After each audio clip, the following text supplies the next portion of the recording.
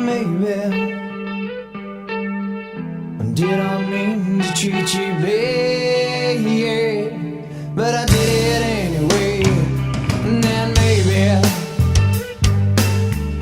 some would say your life was sad, but you lived it anyway. And so maybe your friends that stand around you watch you crumble as you fall down to the ground. And then someday your friends that stand beside as you were flying, oh, you were flying oh so high. But then someday people look at you, they're what they call their own, they watch you suffer. Yeah, here you're coming home. And then someday we could take our time to brush the leaves aside so you can reach us. Hey, but you left me far behind. Now, did I mean to treat you so bad? But I did it anyway. Now I'm saying, but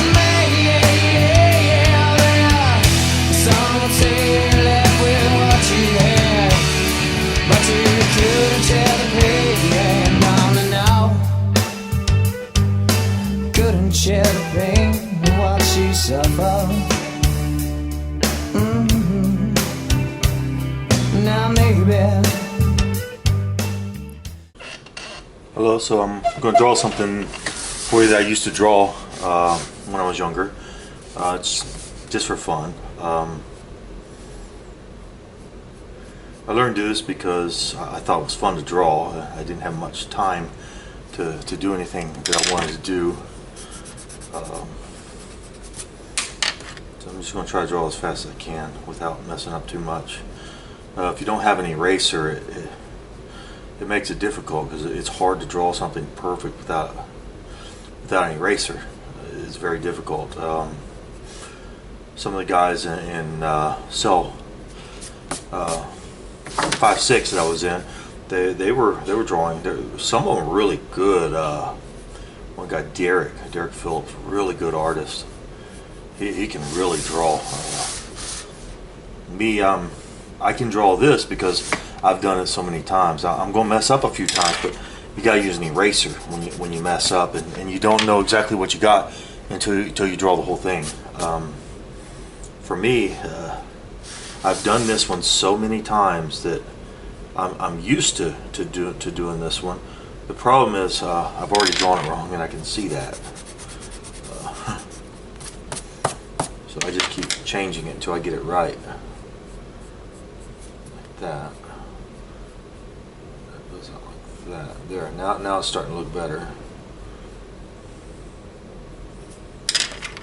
But in the jail cell, they only give you what they give you pencil. You don't really get an eraser for some reason. They won't give you an eraser.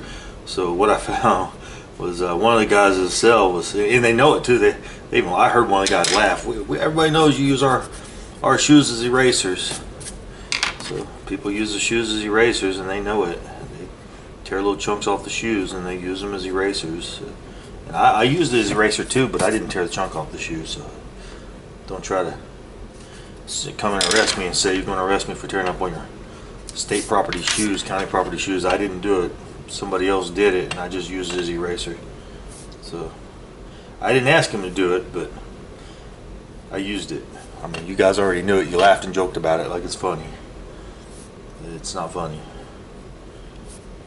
This one should come down like this. Now, remember, I have to do this a few times to get it exactly the way I want it to look, and I'll know it when I finish. But the problem is, for me, I have to have an eraser or it just doesn't come out right. It's not the way I want it to look. And I'm not Painter Bob Ross. I'm just trying to get somebody to get some justice, because it's illegal to do what Intel Corporation, all these engineers did, and all these police did, but you won't do nothing. So here I sit rotting away in my mother's house because you won't do a thing except pretend like you're going to tell the truth. And the next day I wake up, I'm still stuck at mommy's house, and you guys are out doing whatever you want to do. And there's Jeanette Ramsey laughing. She was laughing. She made this stuff happen. She knows she did it. If she don't want to go to jail for what she did, she knows she did all this stuff to April and Shane. And she was laughing, making a joke about all her life, thinking she's going to get away with this. And the really sad part, when her daughter had died in a car wreck, somebody told me they recorded Jeanette out there tearing up the ground to make it look like there's really a car wreck when there wasn't. They said they were out there with shovels and hose and all kinds of stuff. And people got pictures of these people where they were making the ground look tore up, like because they thought I was going to go out and see if the accident really happened. No, I trusted the news back then, just like I'm supposed to trust it now. But you can't trust the news now because everything you see is another lie. You won't tell the truth to what you did because you don't want to arrest the criminals who did the crime. Because a lot of these are law enforcement agents in Ardmore that knew what was going on the whole time. My own family knows, and they won't tell the truth. Every day I go out is just another lie. I mean, did you see that? Did you see that person almost shot me? Yeah, I saw it. And then 5 minutes later, I didn't see nothing. I didn't see a thing. That's what I get every time. I didn't see nothing. I didn't see nothing. I get back to the house and everything's okay again. Like, well, just shut up. Nobody's trying to hurt you. Didn't you just see what I said? I didn't see nothing. That's what I get every time. I didn't see nothing. Oh well, because I see it every day. Every day I go out, you guys are trying to cause accidents everywhere I go, and everywhere I go, people think, "Oh, it's fine to do this to this person," but yeah, I didn't do nothing wrong. Why are you guys doing something to somebody who didn't do nothing wrong? How do you think it? How in the world can people think they're going to go to heaven if they're willfully doing this stuff to a man? You're supposed to put somebody in jail if you have evidence they did something. I didn't do nothing wrong. Why are you guys punishing me with lies? The bad part is people have tried to hurt us and kill us, and you guys don't care. You keep locking me up. And when I went to even my own attorneys, nobody's going to investigate intel. Here, just take a plea. I don't want to take a plea. I want justice. The FBI is not supposed to commit crimes. Law enforcement is not supposed to commit crime. If law enforcement knows a crime is committed, law enforcement is supposed to stop the crime. They're supposed to do something about it, not just pretend that everything's going to be. They're not supposed to say, hey, don't worry, everything's going to be okay, and then lock me up when they know the crime's been committed. You're not supposed to do that, because that's what the ADA cop did. He knew who I was, and he said, you sure drink a lot of water. I said, yeah, I only eat stuff from like Exodus, because I did. He goes, maybe I should try the Exodus diet. That's what he said. That's what he actually said to me. What a crook. Stupid cop. When you know somebody's being put in jail and there was a crime committed against them, you're supposed to stand up and say, stop this. Stop this. But you're not. Nobody's doing nothing. Instead, what you guys are out doing is getting ready for Thanksgiving, because you think this game just keeps going on and on and on when it doesn't. It does not just keep going. I mean, when God, with Moses and with, Moses warned the Pharaoh over and over. The Pharaoh kept denying God. Eventually, the father got tired of it. He gave him, and he finally said, and just like God told me, he told me to warn you. Told me to warn you. He said, there's something coming that I can't stop. Brett Finnery cannot stop it. I'm screaming out, help me. You guys are screaming out saying we don't care. And if people know who I am all over the entire world, because they do. I've proven that. I've been to Vietnam. Everybody in Vietnam knows who I am. They do. They're trying to cause car wrecks, just like, except some people in Vietnam, they're doing it on purpose to show, we know who you are. We want to see the end of this. We're waiting for somebody to tell the truth of what y'all did. And you guys in America, you were actually trying to kill me. People are trying to kill me. Everywhere I go is just another liar. I'm going to get you here. I'm going to get you there. But, eventually that gets old. Somebody's got to tell the truth of what you did. Because if you can't tell the truth of what you did, God doesn't want you, you piece of trash liars. That don't look good. Tail's not big enough. Oh, almost dead. Got charged.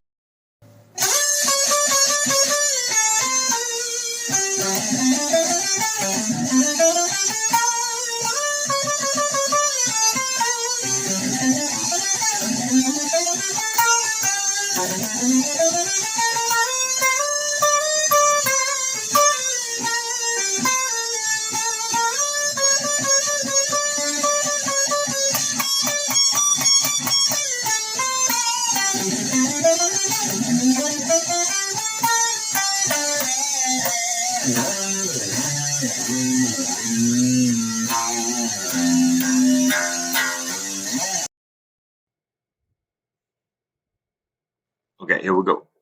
If they were, they should have done something. They should have arrested me then. Quit pushing your buttons. Sick of it. No, they should have arrested me then. Now, this is very important. You see the lights and stuff get activated in that car because somebody's pressing the button. I got video after video of this stuff. I got proof. Nobody wants to look at it. I'll go down to Pedro Chevrolet. Well, they try to have me arrested when I had proof then. They'd have me arrested today. If I go to Sherman and tell them, they'll have me arrested again. They'll have to call. We're going to call the police on you. They always do it everywhere I go. We're going to call the police. I didn't do anything wrong. If you're committing a crime, you need to go to jail. Now, very important. This message is very important. I'm going to pull up the person's name. I'm going to show you the proof that the accident happened. You got to stop and restart. When I was dating Han Wong back in 2018 to 2019, she asked me about a road. She asked me about Wells Branch Road. Something in my head said, don't say a word. Don't say anything. Just trust me. Let's see what's going to happen. She started talking about Wells Branch Road. I always took Howard Lane because it was safer. But I didn't say anything about that. I didn't want to say. Something in my head said, don't say a word. Just see what's going to happen.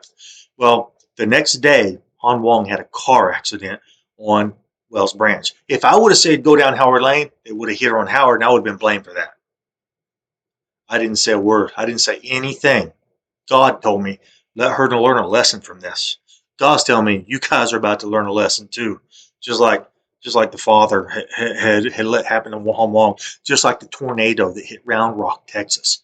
You can't make this stuff up. These tornadoes are real.